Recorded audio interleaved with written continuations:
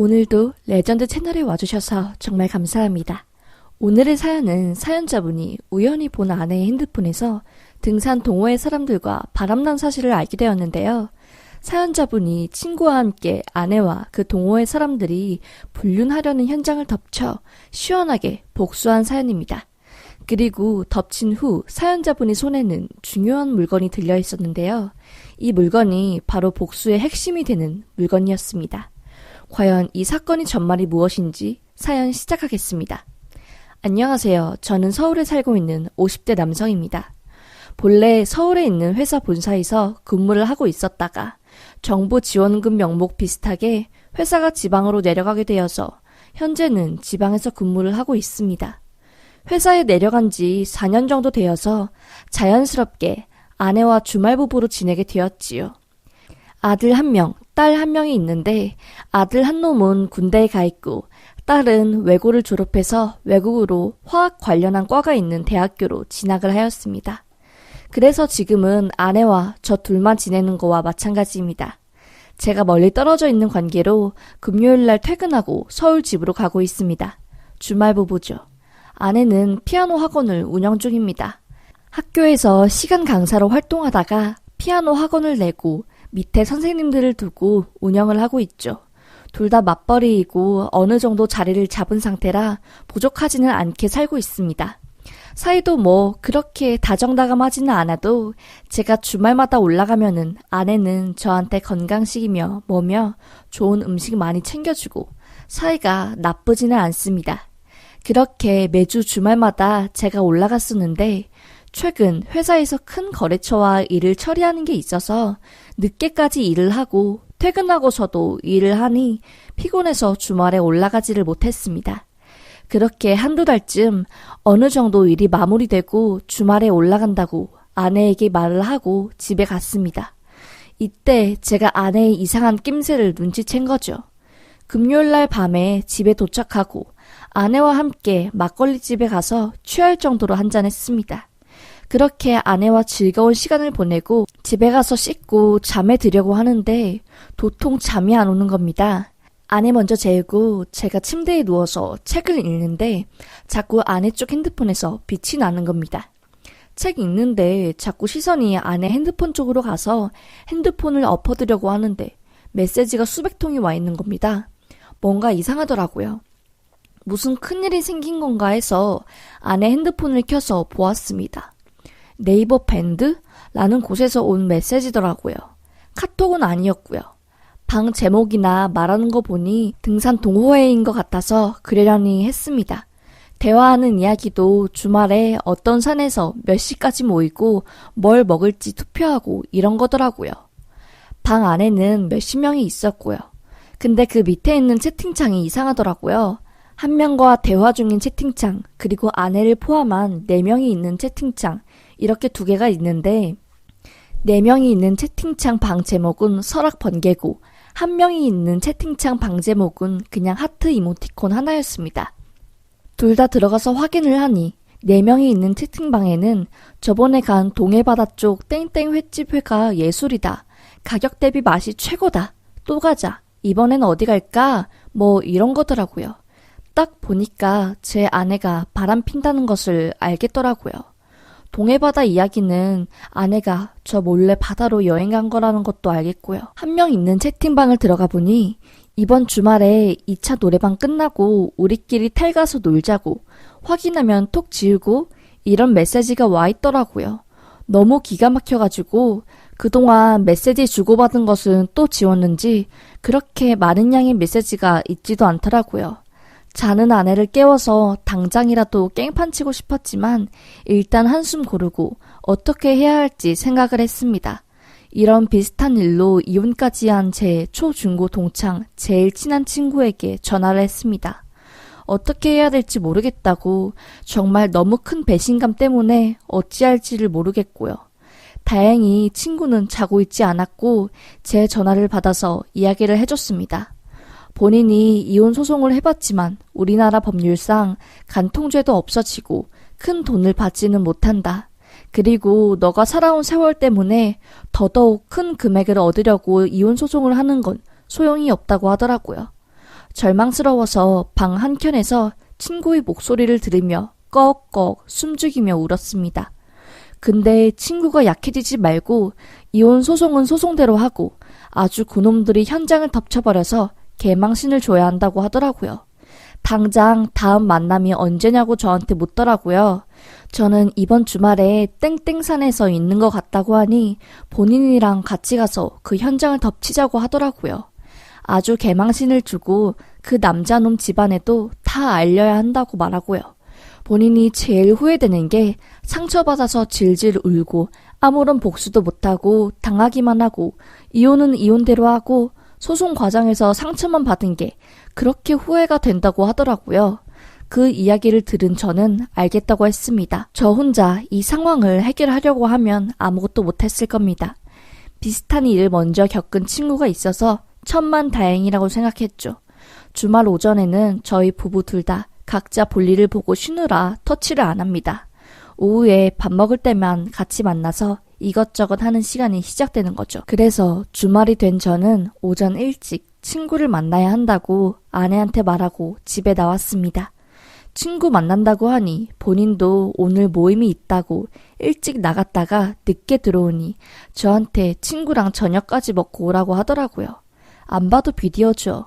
저한테 모임이 있다고 거짓말하고 그 등산 동호회에서 만난 남자와 함께 모 숙소에 가서 그 짓을 할 게 뻔하지 않습니까? 끓어오르는 화를 참고 친구와 만나서 친구차를 타고 그 산을 향해 갔습니다. 차에 타니까 친구가 등산복을 쫙 다 갖춰 입고 모자도 푹 눌러 쓰고 선글라스에 수건 같은 걸로 입이랑 목을 다 가렸더라고요. 본인이 그 모임 따라서 산에 올라갔다 내려갈 테니 너는 차 안에 있어서 내가 보내는 문자만 확인하고 있으라고 하더라고요. 그놈들 놓치면 끝장이니까 친구가 따라간다고 하면서요. 제가 가면 아내가 눈치챌 수 있으니까요. 그렇게 산에 도착하고 모임 시간이 시작된 지 한 30분 정도 지났나? 친구가 문자가 왔습니다. 제 아내가 도착했다고요. 딱 봐도 1시간 이내로 등산하고 내려올 것 같으니 조금만 기다렸다가 등산하고 내려와서 그놈들 2차 3차 가는 거 따라가서 텔에 들어가기 전에 덮쳐서 아주 개망신을 주자고 마음 약해지지 말고 딱 기다리라고 해서 알겠다고 했습니다. 기다리기는 1시간이 조금 넘었나? 차에서 멍하니 산 입구만 바라보고 있었는데 올라갔던 등산 모임원들이 한두 명 모이는 게 보였습니다. 뭐 10몇 분 이야기하는 것 같더니 두세 팀으로 나눠서 가더라고요. 친구는 전화가 와서 차에 시동을 걸라고 해서 걸었습니다. 친구가 황급히 뛰어와서 차에 탄 후 파란색 차를 따라가라고 하더라고요. 거기에 제 아내랑 그놈이 타고 간다고 하더라고요. 차에 타고 가기를 10분이 지났나? 감자탕 집에서 내리길래 밥을 먹나 싶었는데 그 뒤에 있는 모텔로 가더라고요. 친구가 당장 내리지 말고 본인이 전화하면 내리라고 해서 부들부들거리고 쌍욕이 나오려는 거를 참고 기다렸습니다. 차 안에서 보니까 친구가 내려가서 그놈한테 말을 걸더라고요. 뭐라고 한지는 몰랐는데 곧 제 핸드폰으로 모르는 번호가 전화가 왔습니다. 친구 목소리가 들리더라고요. 나니까 지금 당장 여기로 빨리 오라고 하더라고요. 전화 끊지 말고 알겠다고 하고 전속력으로 친구가 있는 곳으로 뛰어갔습니다. 가서 친구가 전화하고 있는 핸드폰을 확 낚아채고 그놈한테 얼굴을 보자마자 욕을 퍼부었습니다. 야 이 새끼야, 짐승처럼 발정나서 산에 와서 하라는 운동은 안 하고 남의 여자 꼬셔서 불륜이 나니? 네 아내는 이거 아니? 너는 이제 끝이야. 내가 한번 도끼 품으면 얼마나 지독한지 보여줄게.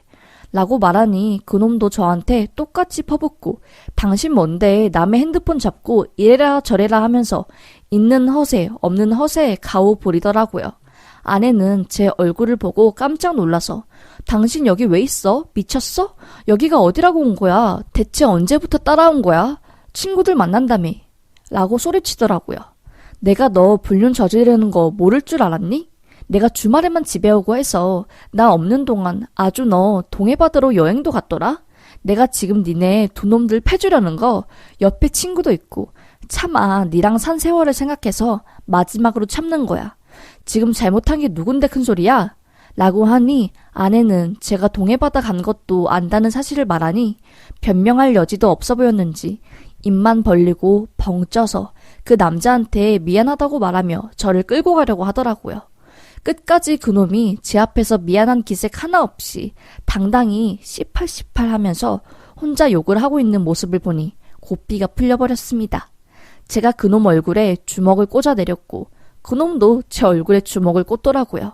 큰 싸움으로 번질 것 같았던 친구놈은 절 안간힘으로 맞고 제 아내는 그놈한테 달라붙어서 그놈 허리를 잡고 뒤에서 주저앉듯이 끌어내리더라고요.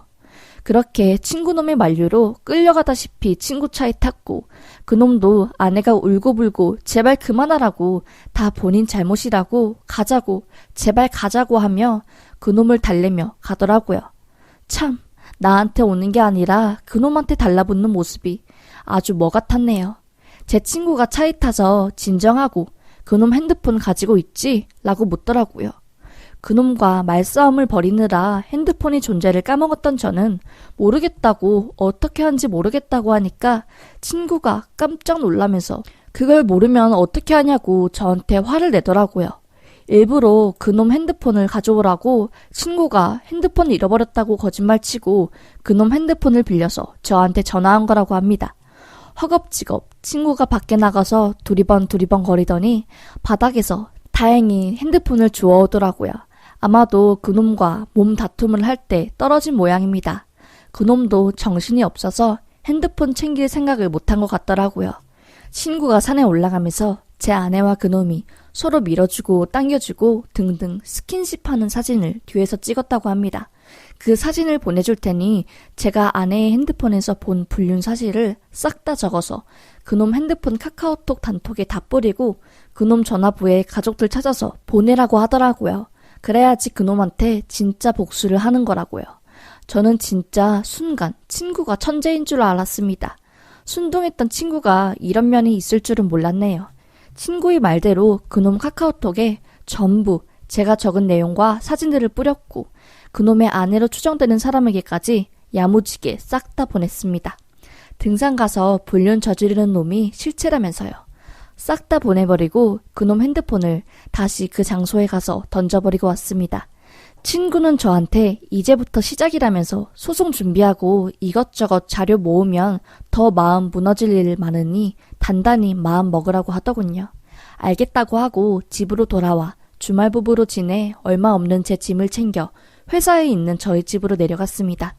그렇게 저는 회사가 있는 지역에서 이혼 소송을 시작했고 그놈한테도 위자료를 청구했습니다.